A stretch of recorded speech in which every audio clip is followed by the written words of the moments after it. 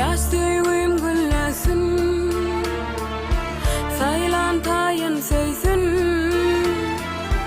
Yar dostun yara, bil bil gül ara, dikenler bolmasın. Bilbiller sayrasın, terviller solmasın. Ömrün ergeci, sevginin eci, ayrılık gelmesin.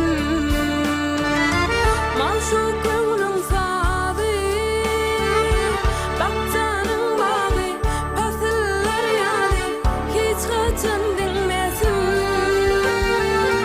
Asman ay nuru, gün nurun seçtim, ay şöyle taştım, sevgi şatlık versin. Oy sevgi güllesin.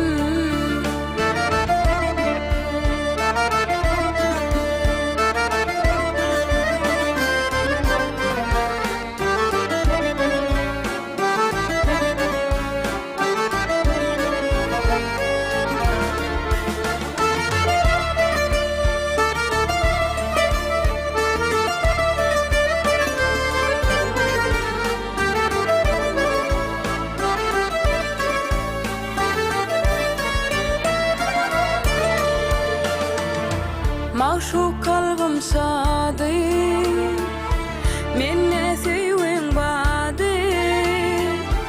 Sen söyün yarım, dünyada barım, sevginin şayadı. Yüreğimin halanı, bolmasın vadanı. Söyleyeceğim sensin, geleceğim sensin, ömrümün manisi. Maşuk gönlün sağı, bakcanın bağı, pasıllar yağı, hiç kaçan dinmesin. Asman ay gün nuru, gün nurun seçtin, ay şöyle taştın, sevgi şatlık versin.